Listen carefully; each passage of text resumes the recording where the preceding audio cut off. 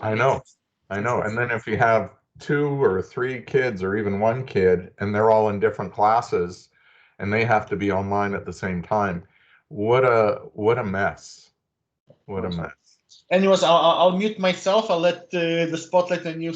Thank you so much, Gary, for doing this. Ron, my absolute pleasure. So Anna, do you want to do any kind of introduction to get us going?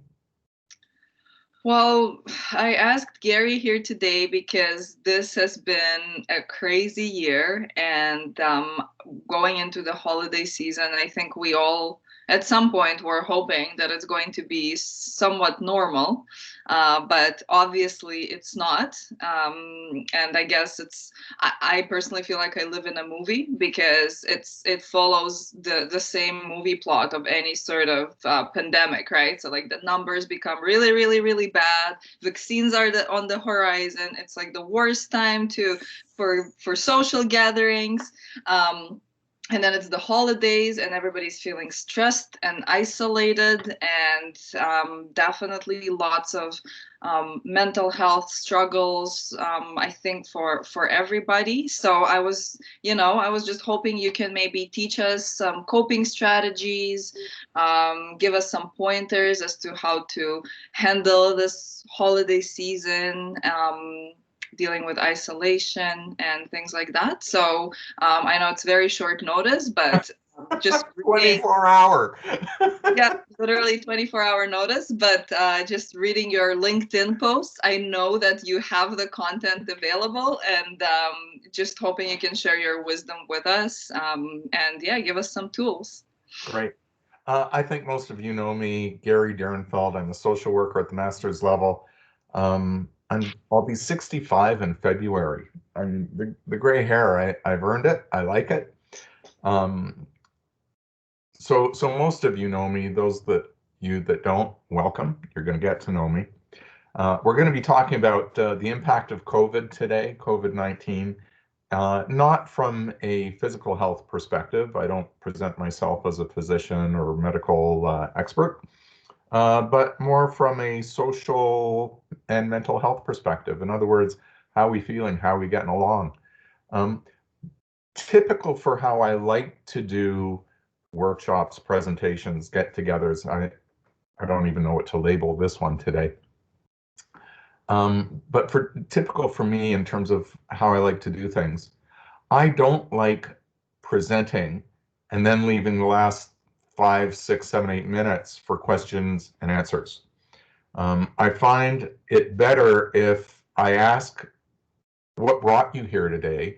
Why did you sign on for this? Are there some things you are grappling with? What are you hoping I'm going to talk to? I find that if I ask that at the beginning and you speak to me and provide that to me now, that way I can attune myself to your needs and deliver content to meet your needs, which is why I'm here. So some of you may be concerned that if you disclose what you're grappling with, oh my goodness, you may not want your colleagues to know. It could be embarrassing. It could be difficult. So there's a solution for that. You can always start by saying, I have a friend. And my friend's issue or concern is, and you know what, that's good. So we won't know if it's you. We won't know if it's your friend. So please unmute yourself, jump in. What are you hoping I'm going to speak about? What are you grappling with? What are the challenges you're facing, or your friend or a client?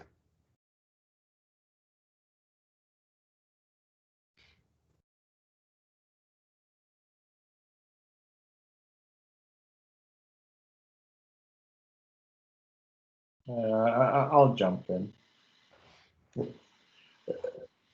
Perhaps I was hoping you will chat a little bit about addressing change. I know myself as a lawyer, I don't like change. I'm sure many others don't like change. And with COVID, everything has changed. We're in an unpredictable type of a situation that we cannot control, and that's another one. When you have change, you have lack of control, and then you are kind of at the mercy of the world, so to say. Creates lots of anxieties, and I think that's. I hope you'll be able to chat a little bit, especially anxieties are heightened around this period of time as it is. In our industry, we find our clients usually, we call it the crazy times, even the normal times. Oh God, yeah. Even the most normal of clients sometimes become very stressed out, and we have to deal with it. So I'm sure many of our people, team are dealing with all of those issues. Clients are being stressed out. Internally, and we're people too. Whatever our client is dealing with, there are going to be some of us who are dealing with those similar issues. So I'm hoping you're going to tell us, hopefully, some strategies to deal ourselves, some strategies to help our family and friends who are going through this, and some strategies, hopefully, to calm down our clients as well, who are used to throwing stress onto us and like, hey, here's my problem, you deal with it, and we gladly deal with it. But I think some strategies from that perspective, where I'm personally looking forward to hearing your wisdom on it. Okay, that's helpful.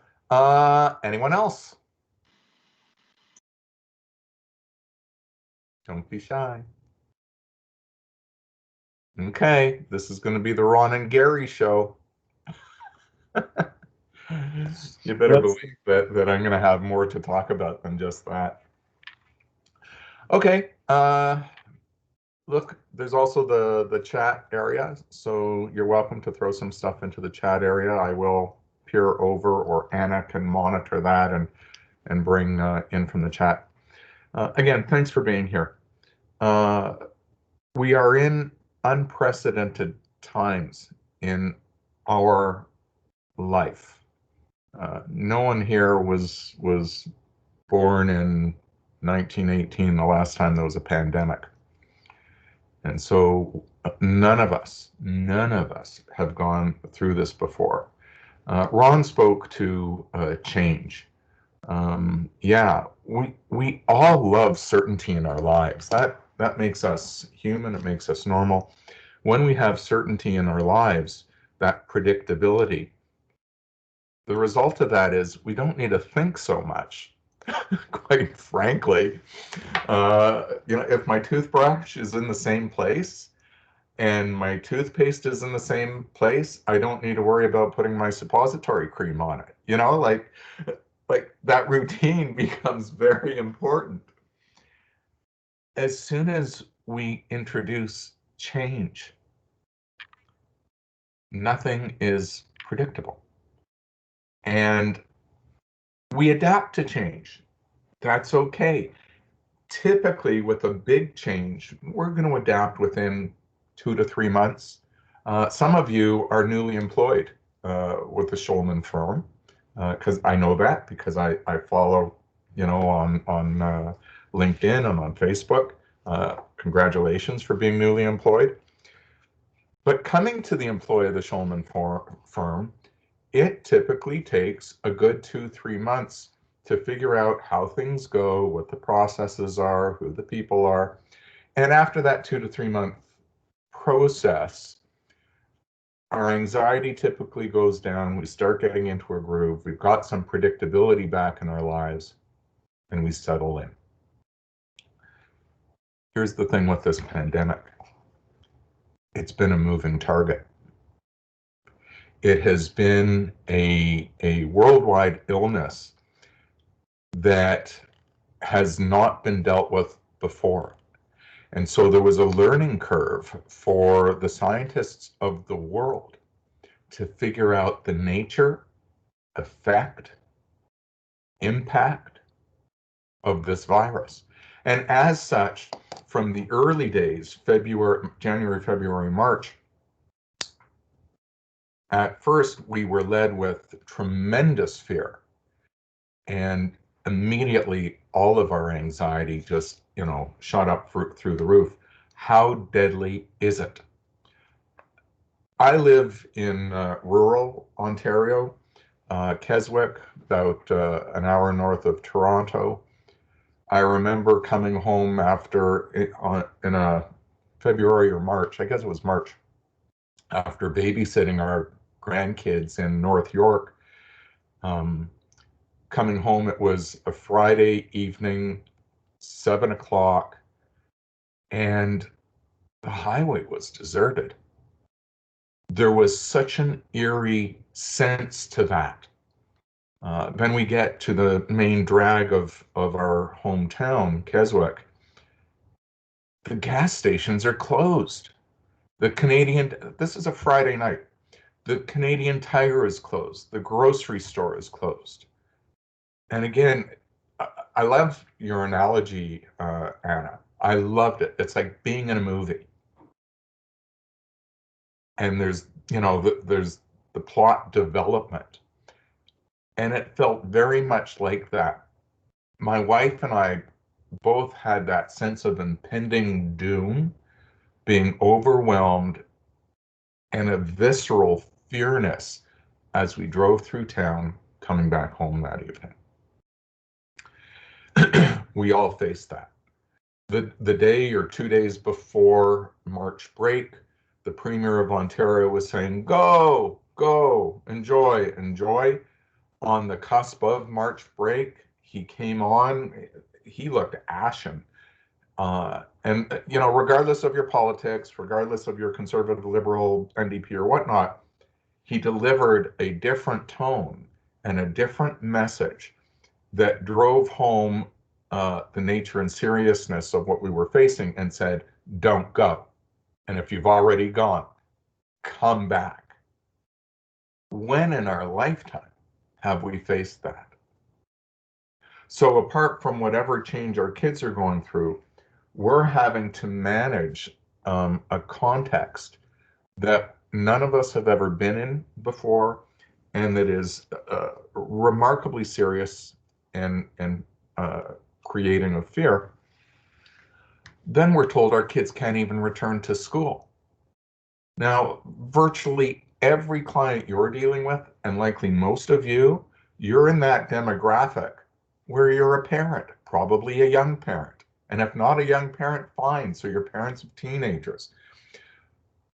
But the bulk of us are affected by the directive that keep the kids home, wear a mask, social distance. The thought of bringing your groceries into your home. How long does the virus last on a surface?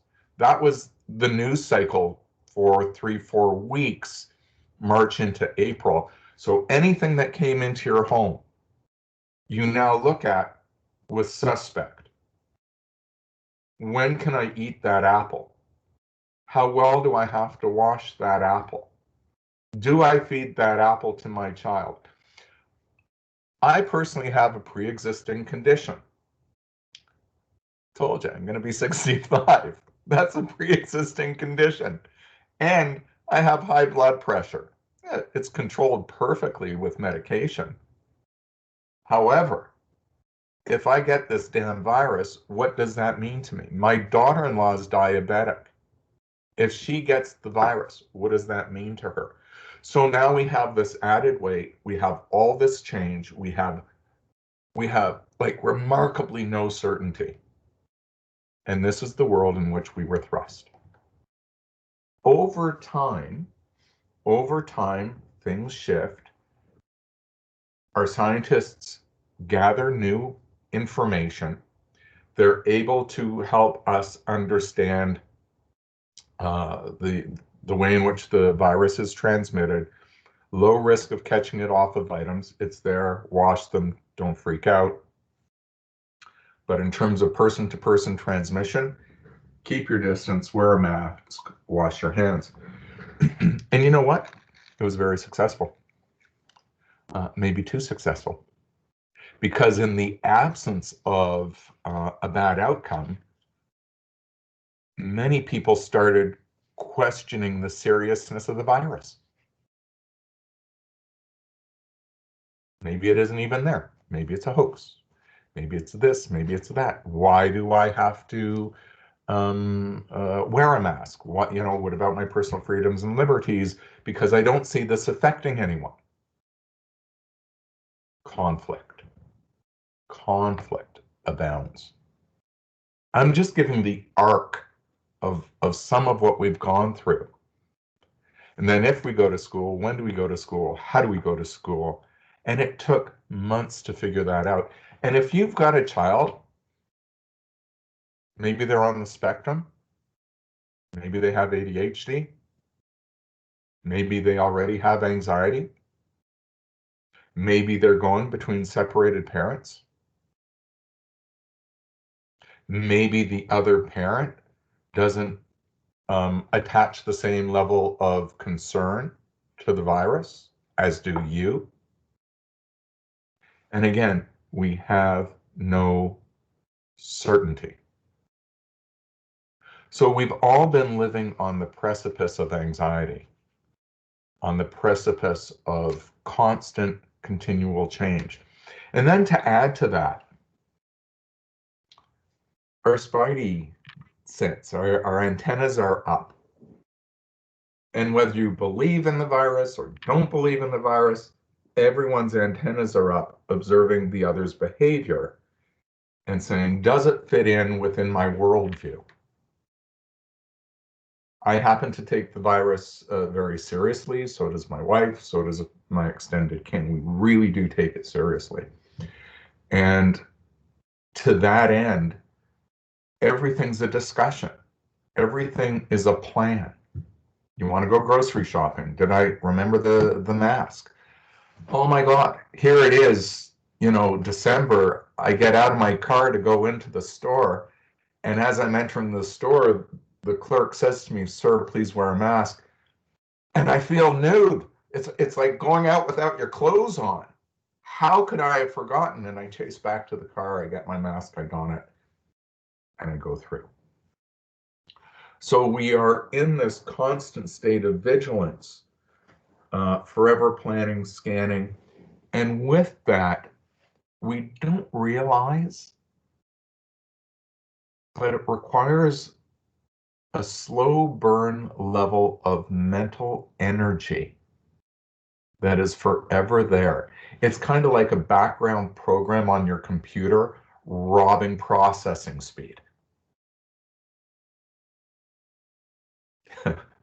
Those of you who follow me on my professional Facebook page, yesterday I posted that as I was about to leave the shower, my morning shower, I honestly couldn't remember if I had rinsed the shampoo from my head. You could say, well, that's an age-related thing. Yeah, maybe. But that's not typically how I roll. For me, it's a COVID thing.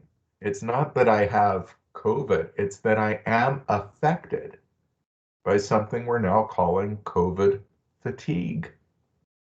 It's not that we're tired of COVID, it's we are tired, we are fatigued.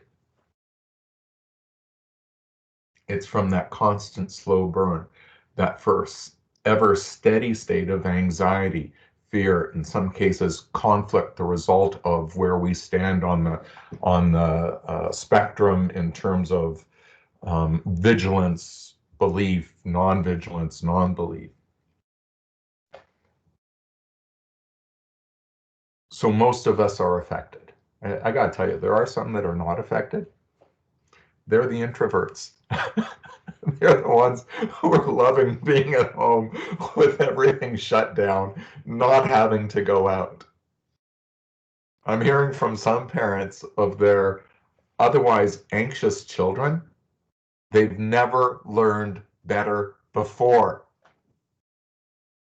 Not having to go to school, remaining in their pajamas, getting online and learning. Oh my God, they are flourishing. Some of these kids, not all, but some of these kids like never before. However, we the adults, we the parents, most of us are experiencing some degree of this COVID fog, COVID fatigue. Each day kind of looks one like the next. Personally, I'm used to working from home. I've been doing it for 30 years. Not new to me. 60% of my practice was online prior to COVID, because I'm in a small community. I'm not going to survive in my practice if it is all face-to-face. There's not enough people here to support that. So for me, it was easy to make the leap to 100%, online. And my wife and I get along. We've both been working from the home for 30 years. So we didn't experience those kinds of changes. But most others are. And then they go out and their spidey senses up. And we've come through reasonable heightened anxiety where it's not a mental health issue. We're all experiencing that anxiety. That's a reality issue. So I'm giving you this this look into what we've experienced this past year so that we can self-reflect and quite frankly, in part, normalize our own distress, our own exhaustion. Ron and I were both Jewish, so for those who aren't Jewish, I'm gonna teach you some Jewish. There's a phrase, and the phrase is tsuris mit tsuris. Tsuris is a Jewish word meaning to have problems, to have issues. Oh, I've got tsuris. It could be a health thing, it could be a social thing, your kid isn't well or what. Oh, I've got tsuris, I've got problems, I've got issues.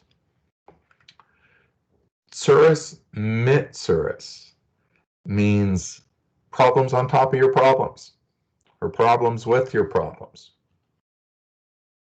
So I want to normalize COVID fatigue. I want to normalize exhaustion. I want to normalize the fog that comes with that mentally. I want to normalize anxiety. I even want to normalize depression, because these things affect us. These things affect us. Myself, haven't seen the grandkids, ages 1 and 3, haven't seen them since August. I have a 96-year-old mother, God bless her. She's in remarkable health. Those that follow me on Facebook, every now and again, my mom and I do a Zoom meeting and I post it to Facebook because she's such an awesome woman of insight. And we kind of share things online that are interesting for people to learn from and whatnot. But I worry for her.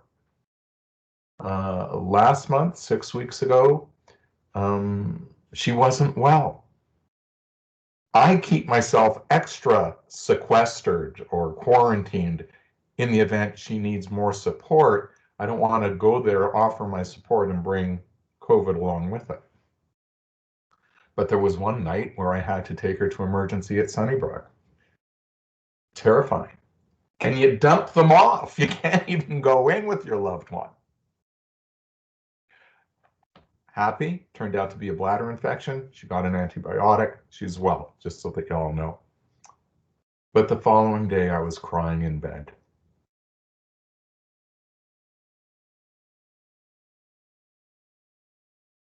I'm not crazy. I'm affected.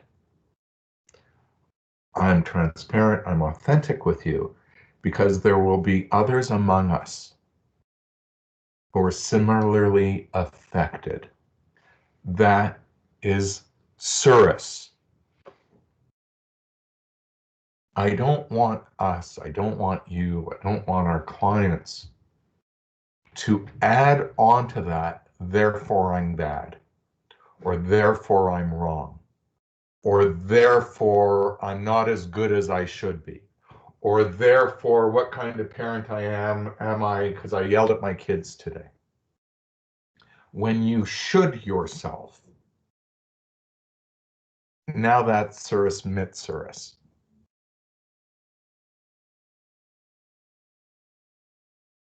We can't control some of the tsuris we face in our lives. It is part of the human condition that bad things happen. We're going to do our best to avert them,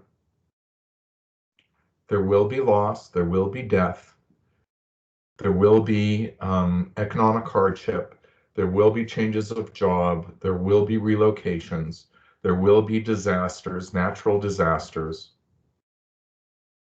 Tsuris, real tsuris.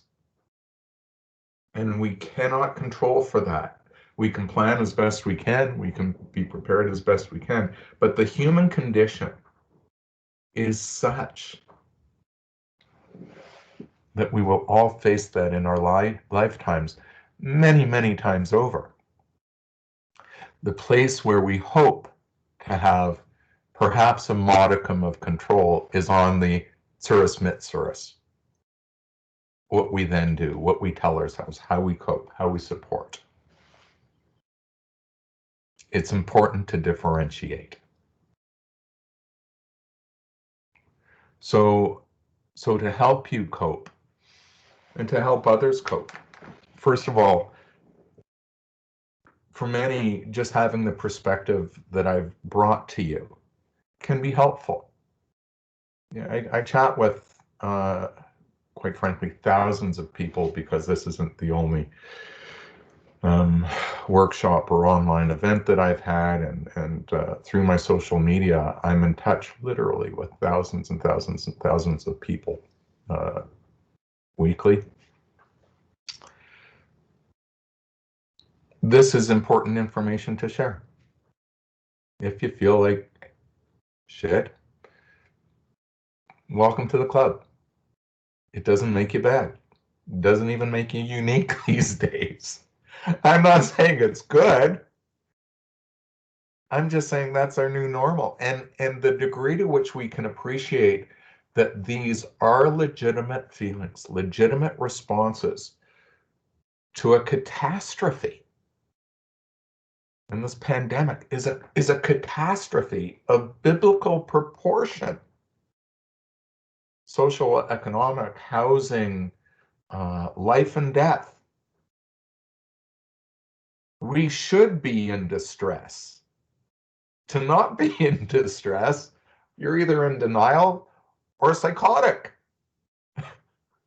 So it's helpful to have this perspective, to normalize that being human, we will be affected. So what do? Being transparent, being authentic, owning it, acknowledging it.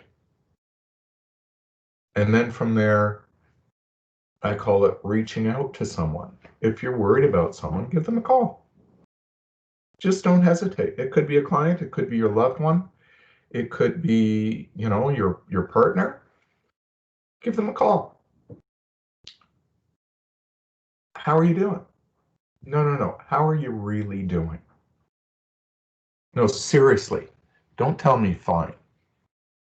How are you? Be curious. Be inquisitive. Seek to connect meaningfully, not just superficially. We reach out to others. Reach in. Let somebody reach into you.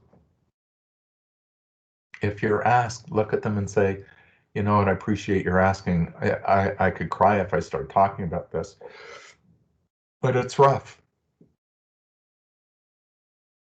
Reach across.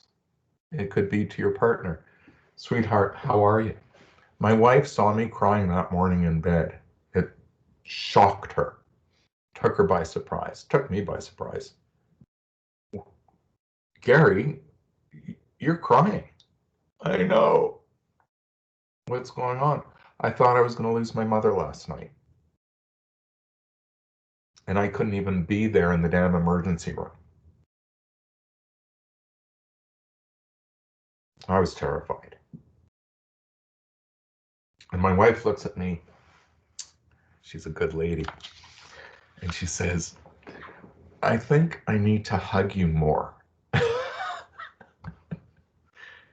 And I thought to myself, it wouldn't hurt.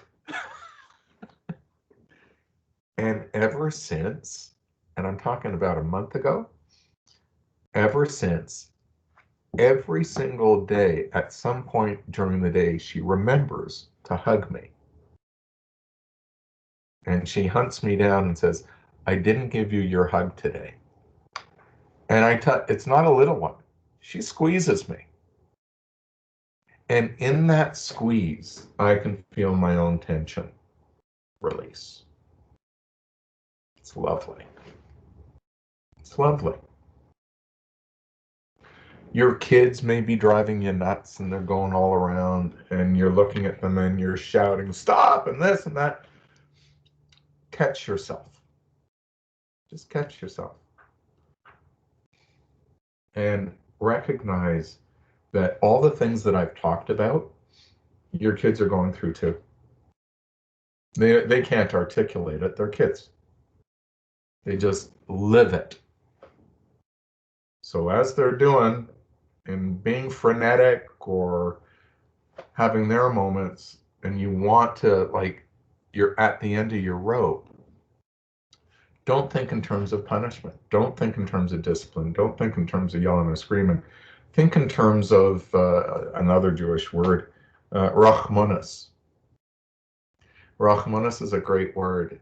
It doesn't translate easily into English. It's a combination of empathy, compassion, and charity. So with Rachmanis, we'll look at our kid and say, hey, get their attention. Hey, come here. They're going to come here and they think they're in trouble. And give them a squeeze. They're anxious. They're frenetic. They need to be settled down. There is nothing like it. Come here, sweetheart. Oh. No, come sit on my lap. You can even do this with a teenager. You know I love you. Come. Give me a hug too. It is remarkable. It's not going to work for all of you. It's not going to work for all of your kids. But it is remarkable how settling that making a human connection can be. Ron said, Gare, can you talk about change? Are you kidding? Wow. And it's going to continue, folks. That's the thing. Others have referred to managing in the pandemic not as a sprint, but a marathon. And so we have to appreciate that even though the vaccine has arrived, it's going to be till summer or fall before we see a majority of Canadians vaccinated, before we hope to have that herd, whatever we call it. And until then, we still need to wash our hands, wear our face masks, social distance, not engage with people who are so frustrated that they can't contain their anger. And you see them unmasked sometimes and belligerent. I'm not talking about those who have an absolute legitimate medical reason or mental health reason. I'm talking about, I'm fed up with this, I'm not a non-believer, I want my rights and whatnot. We don't want to engage truly with them. We just, want to appreciate that we're each going to go through this in our own way and be self-protective. Be self-protective, because this is a marathon. And we want to survive marathons by pacing ourselves. So reach out, reach in, reach across. Hopefully I'm helping you with a more realistic, I don't know if that's even the right word, but I'll use it, a more realistic appreciation, understanding of the impact, the effect of this pandemic upon us, whether or not we actually are infected. it still has an affect. You're going to see that in our clients. And as they are throwing upon you, you have to fix this, you have to do this. Yeah. And yeah, it's built into the role of, your family law lawyers. You will see that heightened anxiety, that heightened fear, those heightened concerns. And to help our clients appreciate and understand, there are limits to what we can do. There are limits to what the courts can do. And none of this has anything to do with fair. It has to do with the situation we are all in now. And so the kids may still go back and forth. And there may still be different levels of concern with regard to pre-existing conditions and the safety or the precautions that we will take with those children between those separated parents. So you may have to make decisions that you'd much rather not like. That's where we are. We make decisions that we'd much rather not like to make. So maybe the kids don't come back at Christmas if you think that they've been exposed or at risk of exposure and you have somebody in your home. Because at the end of the day, the conflict over the fight may be unresolvable, and we need to get through this year. So being clear, acknowledging the limits of our authority, of our influence, helping people to problem solve more realistically in view of this pandemic, accepting their distress. It is reasonable. So we never dismiss or minimize that fear, confusion, distress, anxiety, the other. So yeah, now what are we going to do? And what are the options? Here's the options. And some of them will be undesirable, yet may yield a better outcome in the reality of the situation. So I got to tell you, I'm actually feeling more optimistic these days, despite the stuff we're still going through.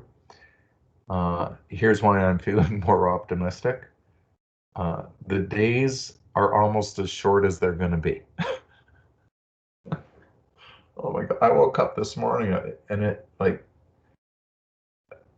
at almost 65, one thing you may not know about 65-year-old men, we get up once or twice at least in the night to go to the bathroom.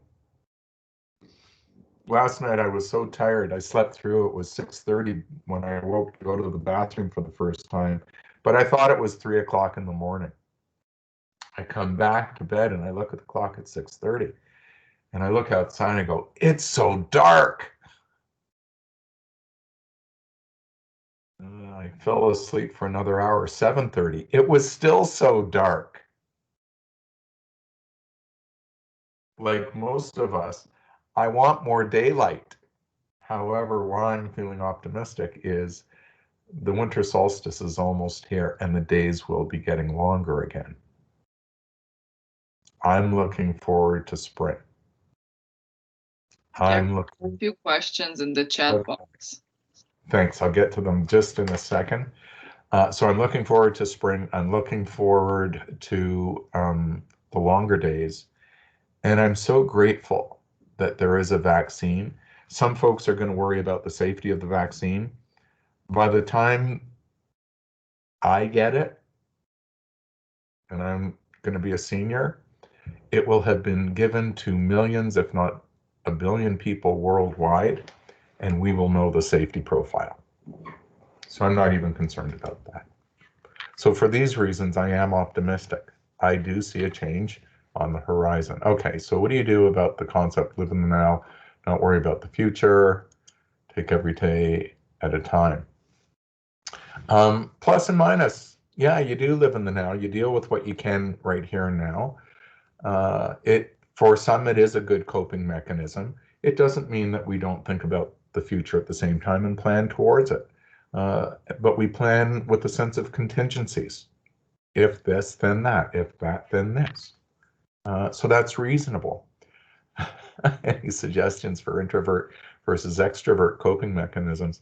You know, I mentioned that I'm hearing from introverts who are loving this. If you haven't noticed, I'm an extrovert. I hate this. I'm a social butterfly creature, whatever. We will have friends over to the house. We will be gathering and having barbecues and potluck dinners.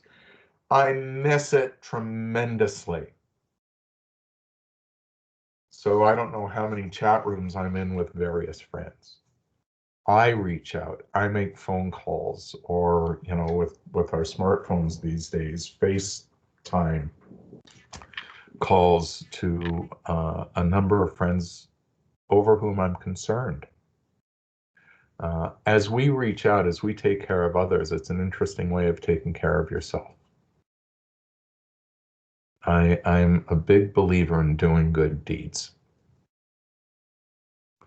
So sometimes you have an introvert living with an extrovert. It takes discussion. It takes, you know, to use the common word, communication. That takes transparency and authenticity. Here's what I'm feeling. Here's what would be helpful. Can you do that? Doesn't have to be all the time, but can you know, what do you need from me? What do you need from me? And when your partner says, this is what I need from you, I'm assuming it's not illegal and it's not abusive and it's not horrendous. Extend yourself. Yeah, I'll extend myself. With any luck, it's reciprocated. So yeah, I'd love to do that. It would also be helpful for me if you could do X, Y, and Z. That requires flexibility and some openness to do that. Some relationships allow for it, some don't. Any tips for people who may not have a strong support system impacted by isolation? Great question, actually, as well, Ron. I encourage you to reach out. Don't sit there alone. And you don't need to reach out in terms of, I need help, you know, I'm depressed and whatnot. You may have a particular interest. Join a online group with like-minded folks who share the interest and talk about the interests. You know, it's the same solution outside of COVID. Develop your community. It's really neat, you know. It could be horticulture. It could be planting, getting ready for spring that way. There are many Facebook pages devoted to that. I love cooking. I'm now on too many Facebook pages devoted to cooking, whether it's Jewish food, Caribbean food, whatever, because I've got quite a varied variety, rich taste. And look at what people are doing and participate and join in. So you may not have that base from family or loved ones. Then it's our responsibility to develop our community. So you reach out. You can do that. I couldn't encourage you more. And from a perspective that, believe it or not, even during a pandemic, you can actually have fun. You can actually have fun. There are meetups. You can find this stuff online. Type in your interest into Google, type meetup, or type your interest into Facebook. You'll find pages and pages dedicated. I mean, this is the beauty of social media. There's the dark side. This is the bright side of social media for connecting. So Anna started by talking about this movie. We're all in. And you know what, Anna, I'm going to steal it. Just to be clear, I may or may not reference you because I've stolen it. I expect reference at every LinkedIn post. But here's the thing of this movie. The ending hasn't been written. And so it's up to each and every one of us to write our own ending, to work out our personal plot line. And we'll all have a story to tell at the end of this. So I want to encourage you to in a sense, self-examine and normalize the tremendous stress and duress that as a society, as a world, we are all under. So that we don't need to have the tsuris mitsuris. I don't need to think I'm bad for feeling bad. So, oh yeah, it's legitimate. I don't need to feel bad personally for being in a fog. I prize myself on my thinking, on my intellect. It's one of my vices. It's one of my, my narcissistic traits. I think I'm smart. I think I'm on top of things. We all have a touch of narcissism. So, and I know it's the buzzword of these days between our separated parents. I want us to write a good ending to our movie, and we do that by being an active participant in it. We do that by being more self-aware. We do that by not adding tsuris to our tsuris.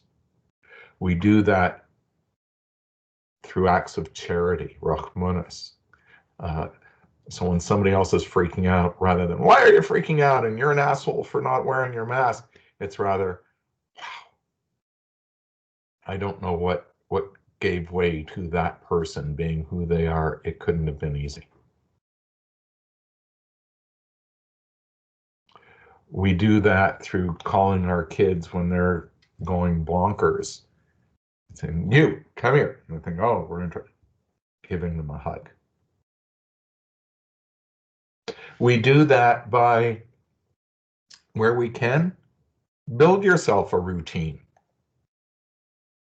So in the larger scheme of things, there's all this change and whatnot going on, but in the micro world, our personal world, I can still get up at the same time. I can still have lunch at the same time. I can still go to bed at the same time. So even within whatever those parameters are, to give yourself that sense of certainty in a world that's otherwise uncertain. These are the things that we can do to run the marathon.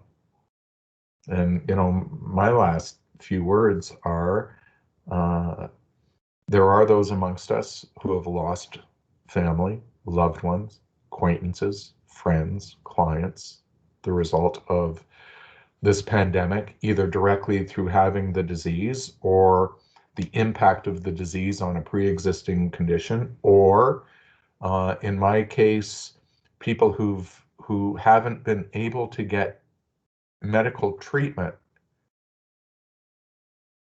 for having been put on hold as we're treating those with the disease. There will be bad outcomes, but throughout, we keep our perspective, we keep our sense of humanity, we keep our sense of compassion. The days are going to get longer, and the vaccine is here. These are good things. Is this helpful?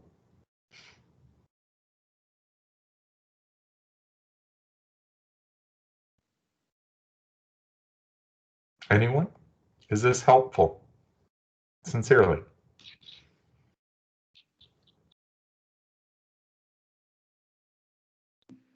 This has been really great. I know I've been like a silent participant through this, Okay. but it's nice to just have like a dialogue and a discussion and kind of hearing how you've been experiencing it and how it can affect other people, and the idea that even if we're not infected, like the affect, because it's the length that this has been going on is just, and we're still not out of it, it's still going. So Thank you. Personally, I really appreciate it. It's been great. Thank you. Thank you. The feedback is helpful. Thanks. And I'm just looking at a few comments. Yes, it is. Thanks very much. Yes, thank you. Good reminders. Great. Like, take what I've talked about here today, take it into your life, take it into your family, take it into your children, take it into your parents, take it into your clients. Normalize their experience through this. And let's just allow ourselves to be human. And as we're human, next, let's be humane. Ron, thanks for having me on. Anna, thank you for inviting me. Thank you so much, Gary. This was really great. Thank you. Very great, really good points. I think we should all, it's a good point not to feel guilty for feeling anxious. I think that's the first step to controlling it, realizing that it's not unusual. That thank you for sharing as well your experience, because probably most of us share it somehow, whether we want to admit it or not. And I think that helps. Yeah, I think you made a very strong point about not feeling bad about feeling bad. And something that I've been sort of learning as I'm going through this year is mindfulness, and to understand that you are not your feelings and your emotions. You are not one and the same with those things. This just things that happen to come up in your consciousness. So if you're thinking something negative or you're feeling something negative, that does not make you a bad person. So I think that's a very, very strong point that for me personally was very helpful throughout this whole year. Great. Okay, folks, thanks for tuning in. And we'll do something else again in the future. Definitely. Thank you so much, Gary. Toodaloo. Bye, everyone. Well, thanks.